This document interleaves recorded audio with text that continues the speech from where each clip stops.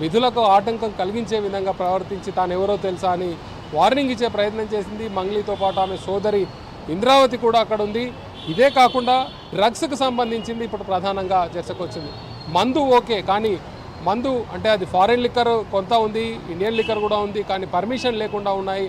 అనుమతి లేని మద్యం అక్కడ పార్టీకి హోస్ట్ చేసింది. జనరల్గా అయితే ఒక పార్టీ అరేంజ్ చేసుకోవాలంటే ఎక్సైజ్ శాఖ నుంచి సంబంధిత పోలీస్ స్టేషన్, ఇప్పుడు చేవెళ్ళలో జరిగింది, చేవెళ్ళ ఎక్సైజ్ పోలీస్ స్టేషన్ నుంచి ఆమె పర్మిషన్ తీసుకోవాల్సి ఉంటుంది. పర్మిషన్ తీసుకోలేదు. సౌండ్ పెట్టాలనుకుంటే పోలీస్ పర్మిషన్ తీసుకోవాలి, పోలీస్ పర్మిషన్ తీసుకోలేదు.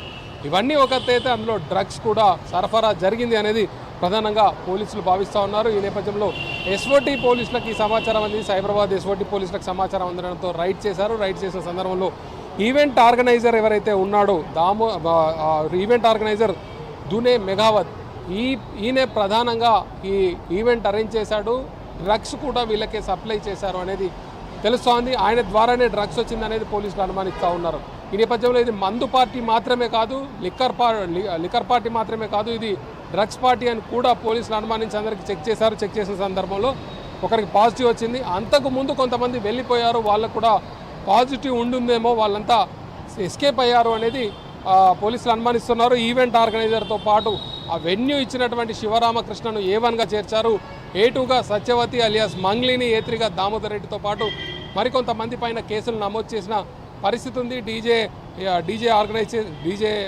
ఉన్న అంటే వాళ్ళ సౌండ్ వాళ్ళకు సంబంధించిన వాళ్ళు, డీజే ఆర్గనైజరు వాళ్ళు, ఆ తర్వాత ఈవెంట్ ఆర్గనైజర్, తర్వాత వెన్యూ ఇచ్చిన అతనితో పాటు మంగ్లీ, దామోదర్, వీళ్ళందరి మీద కేసులు అయితే నమోదయ్యాయి. సో మంగ్లీ జనరల్గా చాలాసార్లు కాంట్రవర్సీలోకి వచ్చింది, కానీ పాటలు కాపీ చేసిందని మాత్రమే కాంట్రవర్సీలోకి వచ్చింది. ఆ తర్వాత ఆంధ్రప్రదేశ్లో వైఎస్ఆర్సీపీతో అంటకాగి అందులో కొన్ని పదవులు తీసుకొని ఆ తర్వాత చాలా విమర్శలకు దారితీసింది. ఆ తర్వాత శ్రీశైలం వెళ్ళినప్పుడు, మరో దేవాలయానికి వెళ్ళినప్పుడు కూడా ప్రోటోకాల్ విషయంలో ఒకసారి కాంట్రవర్సీ అయింది. కానీ ఈసారి ఏకంగా డ్రగ్స్ అంటే జనరల్గా ఒక మిడిల్ క్లాస్ నుంచి వెళ్ళినటువంటి మంగ్లీ డ్రగ్స్ వైపు ఎందుకు వెళ్ళింది, ఎలా వెళ్ళింది అంటే జనరల్గా సోషల్ స్టేటస్ పెరిగిపోవడము, సెలబ్రిటీని అయిపోయానని అనుకోవచ్చు, లేకపోతే ఇంకేమైనా అనుకోవచ్చు. ఆ కారణంగా పొజిషన్తో పాటు డబ్బులతో పాటు ఒక ఎంటర్టైన్మెంట్ కోసం ఈ డ్రగ్స్ వైపు వెళ్తున్న పరిస్థితి మనం చూసాం. ఇప్పటివరకు దొరికినటువంటి డ్రగ్స్ కేసెస్లో ప్రధానంగా కొంత సినీ ఇండస్ట్రీలో సెటిల్ అయిన వాళ్ళు, డబ్బులకు అంటే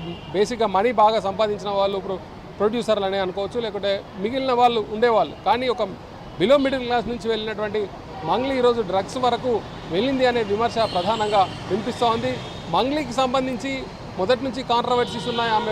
ఆమె పేరు నుంచి మొదలుకొని, ఆమె పాడే పాటల నుంచి మొదలుకొని, ఆమె రాజకీయ పార్టీలతో ఉన్నటువంటి సంబంధాల నుంచి మొదలుకొని చాలా అంశాల్లో కాంట్రవర్సీ అయినప్పటికీ ఇప్పుడు వచ్చినటువంటి ఏదైతే డ్రగ్స్ వ్యవహారం ఉందో ఇది ఖచ్చితంగా ఆమెకు డ్యామేజ్ అని చెప్పుకోవచ్చు.